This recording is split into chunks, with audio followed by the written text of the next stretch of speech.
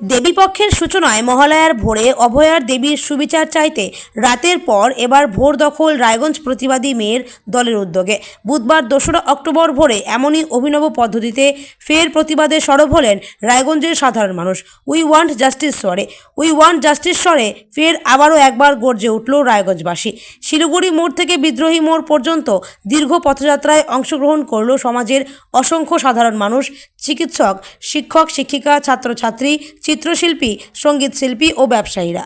এই প্রতিবাদ মিছিল নিয়ে হাতি হাই স্কুলের প্রধান শিক্ষক অনিরুদ্ধ সিনহা জানান, বাঙালির জীবনে দুর্গাপূজার একটি আলাদা ঐতিহ্য রয়েছে, তবে বাংলার যে ঘটনা ঘটেছে তার প্রতিবাদ করতেই হবে।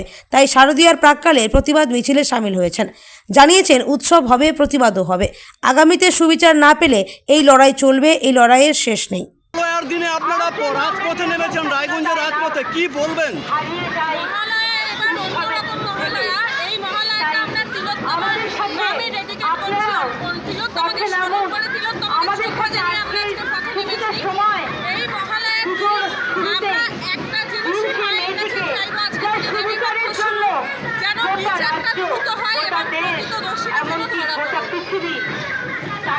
মাস প্রায় হয়ে গেল, এখনো পর্যন্ত বিচার সেভাবে এগোয়নি, কি বলবেন? বিচার এগোচ্ছে না, বিচার নিয়ে বিচারটা এতটা দেরি যেহেতু সেই জন্য আমাদের চুপচাপ বাড়িতে বসে টিভি পর্দায় ভরসা করা সম্ভব হচ্ছে না। আমরা আমাদের ভেতরে যে প্রতিবাদের আগুন এখনো জ্বলছে, আমরা সেটাই আজকের মধ্যে নেমে আবারও বুঝিয়ে দিচ্ছি। এবারে পুজো সেই উৎসবটা হচ্ছে না, পুজো হচ্ছে কিন্তু উৎসবটা হবে সঠিক বিচারের পরে। আপনারা একাধিকবার এই আন্দোলনে পথে নেমেছেন, এরপরেও যদি সুবিচার না পান তাহলে কি করবেন আগামীতে ভাবছেন? আগামীতে আমাদের আরো বৃহত্তর আন্দোলন হবে। এত মানুষ পথে নেমেছে, প্রত্যেকের মুখে একটাই কথা, বৃহত্তর বিচার চাই, হিউম্যান জাস্টিস। এবং যতক্ষণ না আমরা বিচার পাচ্ছি আমরা এই আন্দোলন চালিয়ে যাব। কি উদ্দেশ্যে আজ এই কর্মসূচি আছে? বাঙালি জীবনে শারদীয় উৎসবের দীর্ঘ ঐতিহ্য আছে।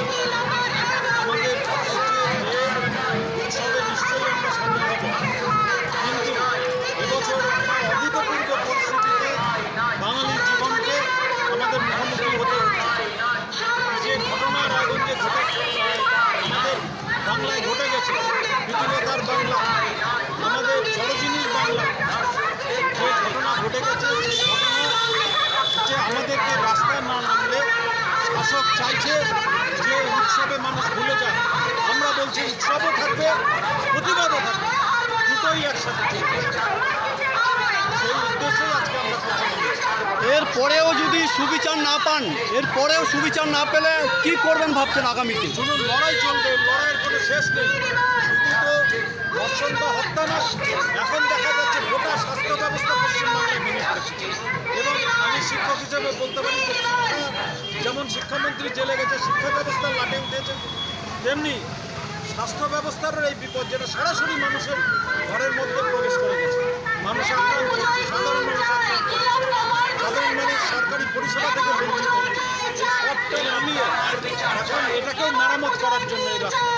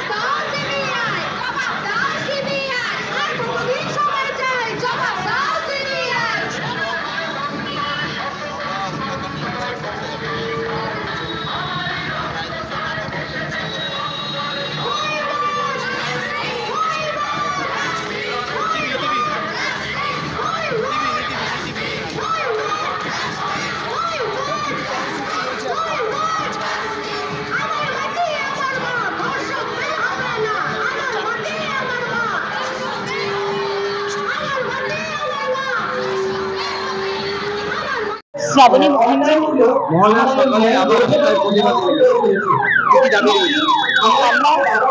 আমরা অনেকগুলো রাত দখল করেছি, এইবার আমাদের ভোট দখল। কারণ আমাদের দেবী দুর্গার মানে মাতৃবন্দনা শুরু হচ্ছে মহালয়া। তার জন্য আমরা চাই আমাদের বিচার যেন আমরা অদ্ভুতভাবে আমাদের সারা দেশে আজকে একটা মূল উৎসব, সেটা হচ্ছে আমাদের মহাত্মা গান্ধীর আজকে জন্মদিন।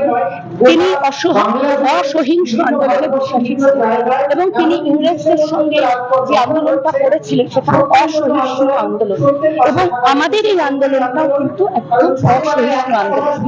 আমরা একদম কোনো আমাদের সাধারণ মানুষের কোনো হিংসার পথে আমরা হাঁটিনি, আমরা অসহিষ্ণু ভাবে আমরা আমাদের দাবিগুলো জানিয়ে গেছি।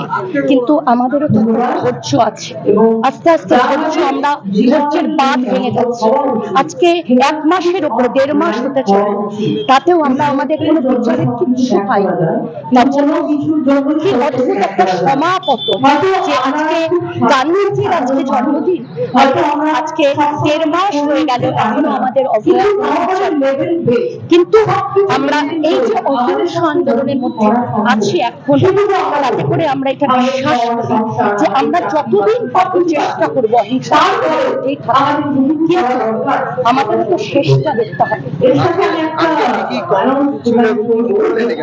আমাদের কর্মসূচি ছিল হচ্ছে শিলিগুড়ি মোড়ে হচ্ছে জমায়েত, সেখান থেকে আমরা হেঁটে আসবো আমাদের স্লোগানের মাধ্যমে, এবং সেখান থেকে এসে এবং বিদ্রোহী মোড়ে এসে যখন হাঁটা শুরু হবে তখন আমাদের প্রতিমার মুখটা করা হবে।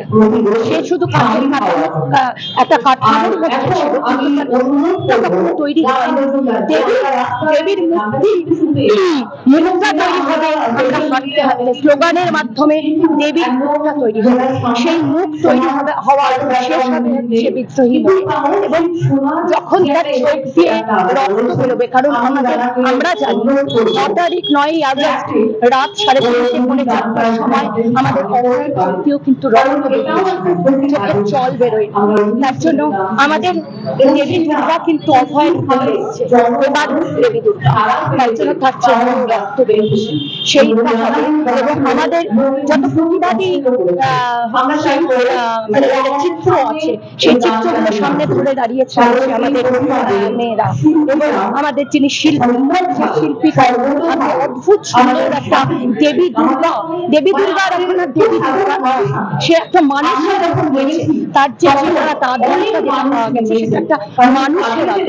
সেই আদলে আমাদের মানুষের আমরা তো দেখিনি কখনো দেবী দুর্গার কারণ আমরা অভয়ের চোখ দিয়ে রক্ত বেরোতে দেখেছি, তাকে যেভাবে ধর্ষণ করা হয়েছিল এবং যেভাবে অত্যাচার করা হয়েছিল।